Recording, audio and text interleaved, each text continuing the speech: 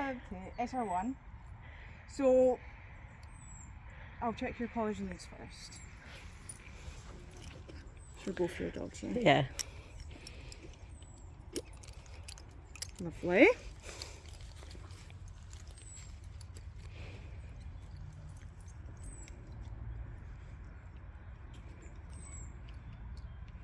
Lovely. Then down. Yeah.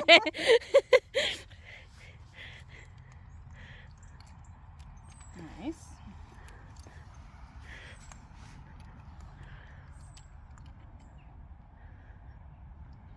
Right.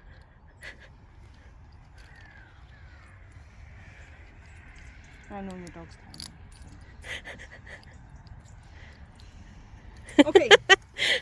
So most of you have done an sr1 already, except from you with Heidi.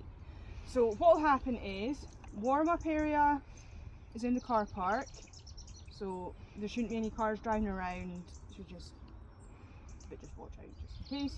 If you can warm up sort of in the half that's that side, just so you're not completely in view. It's far enough away that it shouldn't be an issue, but just take that into consideration. So in that sort of area, the holding pen is behind the container. Just stand there when you're ready to come in. Basically, you'll come in, this dog leaves, and then you'll be coming through. Bearing in mind the running order, so just keeping an eye for your next person coming in. We don't have enough people for greeters today. Normally in a real trial it's the 3 same greeters each time, but today we're going to be utilising you guys and Kevin. But yeah, in a real trial it'll be the 3 same greeters every single time, so it's the same for everyone. Dog distraction, Kylie's going to bring the dog in, there'll be someone else handling it for her. Again, in a normal test, it would be it's the same dog each time this time, but it would be the same person bringing it in as well, so that it's completely consistent for everyone else. Okay. Obviously, rules apply for no food, toys, any sort of rewards on the field. So sort of like training jackets and things like that, taking them off. All of you are fine. You don't have any baggy clothes, open-toed shoes. Definitely not the weather for open-toed shoes. No flip-flops. Definitely dry robe weather, but no dry robe. So basically, you're wanting it to be so there's no like baggy, flappy clothes. So you're all succeeding, and no whistle when you're in as well. Spotting that there. That's something you end up forgetting to take off. So, but basically, yeah, nothing that's like could reward the dog or feel like the dog's having a cute. So we'll do a walkthrough. So the entrance is going to be here. These are the start cones. So this is where once you step over here, scoring is on. Don't step over the line till I say. So you may enter the field. Once you pass the cones, scoring is on. Go and greet your 3 greeters. Okay? Once you step through, I'll let you know that scoring's on as well. So just make sure your dog is ready before you come through. If it's like off looking around, you can take a moment to get it centered and sort of pay attention there. Okay? So you'll come in. We're going to have our 3 greeters at 1 here. This cone. Pole. The next one will be up at this pole here, and the next one will be at that pole there. So they're quite spaced out today, which is a bit different, so it's nice change. So just make sure you greet, because I've told you an order, you have to greet in that order, so you can't go rogue. So that one, that one, that one. In theory it flows. You're then going to come back down. I'll ask you to do 3 figure eights. You'll come down, you do your 3 figure eights round your uprights. Obviously there's gaps in between them, just bear that in mind when you're going around, that your dog doesn't try and skip through. Obviously on this section, loose lead will apply. any sort of leash tension over 3 seconds is when you start to accumulate points. If it goes over the 9 seconds, you're engaged. With the greeters, you can do a nice loose lead walk. If they jump up on the person and touch them, that's an NQ. If they jump up like what Suri's done before, they're not touching them, they're kind of like that, that would be like 15 points. If they tangle around the person, that's an NQ. If they pull you off balance, that's an NQ. They can like sniff as you're walking, but just keep on walking and they'll follow. Should follow. So a loose lead, it's not sort of like a focused heel. If they're doing a focused heel, that's going to be 15, so it's obedience. And if they sit at each person, that would be 5 points each. Okay? Does anyone have questions about that first section? No? No. So, once you've done your 3 figure of 8s, I'll say, scorn's off, play with your dog. Please wait till I've said that. Even if you're like, I think that was 3, I don't really know, just keep doing your figure of 8s until I tell you. Keep on going, I'll say, scorn's off, play with your dog. At that point, I'll go over the scores from section 1, and then we'll start setting up for section 2, which will be starting over here. Please do not get confused.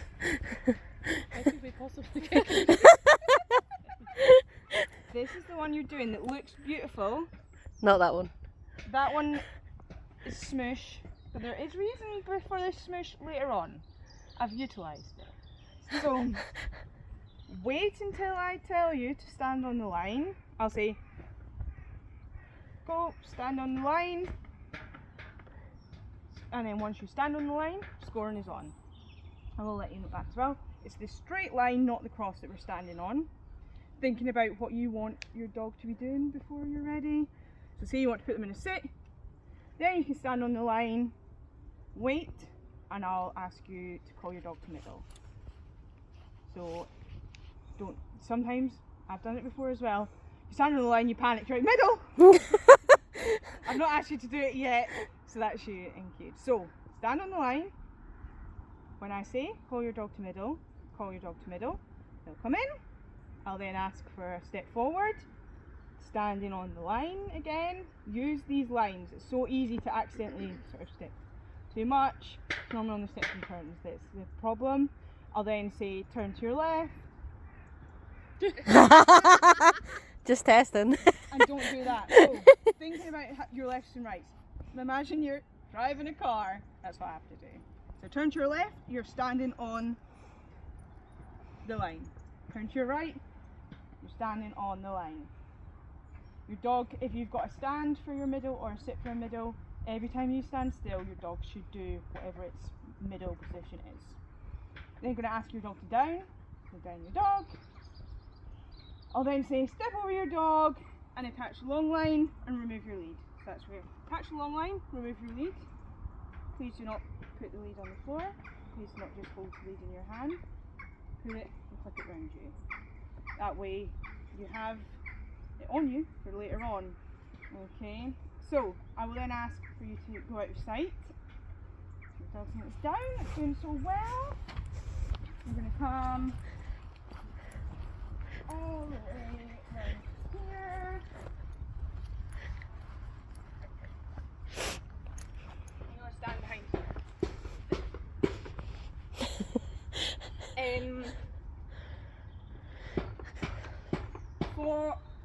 For going behind there, it's sort of 30 seconds.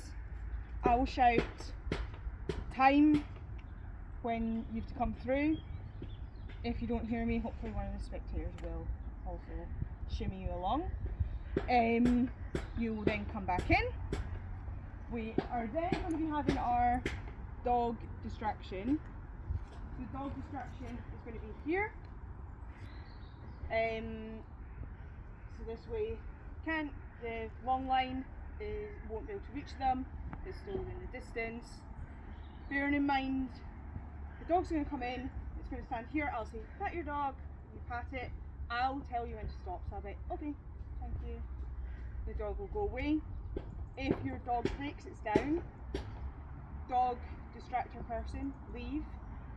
You or a block for your dog, and obviously I'll also be there to help so that there is no interaction with the dogs at all. But all the dogs are going to stay in their downs. After the dog distraction, we're then going to do our two other distractions. So the first one, I'm going to put this bit of sheep's wool just here. I'll step away, I'll come back in, I'll pick it up. Okay? It's really stinky, so sorry. You will then come, stand on this far corner of this mess, do a circle, and you're going to do 3 jumping jacks. Hopefully your 2-minute down stay will be over by this point. Your dog has not left the area, it's still in its perfect down, and it's doing great. If they flip their hip and they're down, that's only 1 point. If they stand up or sit up but stay within that area, you'll lose 15 points, but they've stayed in the area, so it's fine. So imagine that you've put your dog in a down, you've gone across the road to help a wee old lady that's fallen over. If they sat up, not the end of the world. But if they got up and moved, they might get hit by a car. So that's kind of what you're thinking about. So if they got up and moved, sort of out with that like meter circle sort of thing, then you're NQ'd. But if you're still in that sort of area, or if they sort of like slightly shimmy into a turn, you'll lose points, but it's not sort of NQ. But they're all going to stay in their lovely downs. You're then I'll then ask you to stand on this line, and again, it's the line, not the cross. Stand here. I will ask you to call to front. So don't stand in line, call to front. Because again, easy done. When you stand in line, you panic. Stand there, I'll say, call your dog to front. You'll ask for a front. Your dog's going to come into a nice front. You're then going to do a step back. Turn to the left. Turn to the right. And then attach your lead. I may ask you to attach your lead before the end, where you might do a step back, and I'll say attach your lead, you attach your lead, remove the long line, and then you continue on. That's why you need the lead on, but it'll be the same for every person. So whatever the first person does, the other people are going to be doing. Okay, you will then wait. Once you've done your turn to your left, turn to your right, your lead's back on, your long line is off, your dog's still in its front. Wait until I say scoring's off with your dog. Don't just, as soon as you've done that last turn, then, oh my god, we're done. Because you have to wait till scoring's off. So wait, I'll say scoring's off, play with your dog. Hey, good job, no points to us, woohoo. You've done that. The next part then, I'll go over the scores at that point, any points lost, things like that. The next part will then be your 2-minute liberty. So, for that, if you have to give like a cue for like chill out, say that. I'll then say, once you clip the long line on and remove your lead, scoring's on. So you can then say your little cue, clip the long line on, remove your lead, again, stowing your lead on your person. So like, flip it around you, don't just hold on to it in the pocket, put it on the floor. You've got 2 minutes then for your dog just to mooch about and be a good social dog that just kind of potters around, doesn't do much, isn't running around daft, jumping on people, doing the toilet. Can't do the toilet throughout the whole thing, by the way, but this is probably the time that they're most likely to do it, so just keep a close eye on them. This toilet is NQ, and also it benefits everyone behind you as well, so just bear that in mind. If you do see your dog and you're like, they're going to do the toilet, giving a cue is less points than NQ, so do that. I will, once the 2 minutes is done, I'll let you know. I'll say 2 minutes is done, attach your lead, remove the long line. Once you've done that, scoring is off. Bearing in mind, every time you're attaching a long line or removing a long line, you need to have one thing on your dog at a time. So if it's where you're removing the long line, make sure you clip your lead on first. you're attaching the long line, make sure you're putting the long line on first, just so that you're not losing them at all. Also, don't just like drop your lead, put the long line on, so you've always got a hand on something that's attached to your dog, basically. Once you finish the Liberty section, you will then get scorns off. I'll give you an update. You'll have passed if you want. Does anyone have any questions about this at all? What happens with the dog if they break down when I'm out of sight? I'll let you know. Okay. I'll let you know. This is a mock. So normally in a real test, that would be an NQ, so that's it done. We're going to let you run through the whole thing. Thank God. I'm going to fail at the first greeter, so I need to see the whole thing. We're going to let you run through the whole thing because it's a mock. So even if you NQ at any point, we will continue. It might be where we don't do it exactly as is because we don't want the dog to be struggling. So say she really struggles with the greeters, it might be where we just do a walk by instead of stopping and saying, "Hi, I'm Jodie, this is Duffy, nice to meet you," you've got to shake their hands.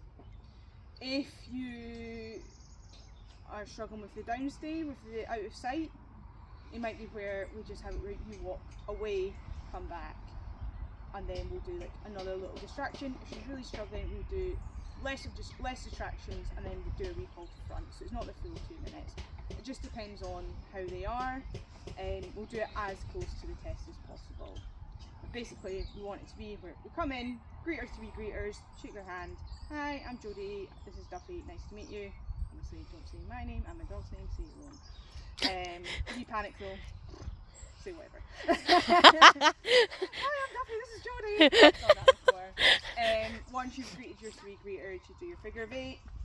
We'll then do our obedience part front, which is middles, downstay, front, and then we'll do our liberty. And we'll just play it by ear. If you're struggling at any point, we don't want it to be where we're practicing sort of and not succeeding at all. If we need to have any sort of intervention, we can do. But that's the benefit of the mock, is we get a bit of a vibe of what it's going to be like. So then for the actual test. Okay? Anything? No? Cool. I think the first person is Bex and Maple. Will give you time to warm up, obviously. Cool.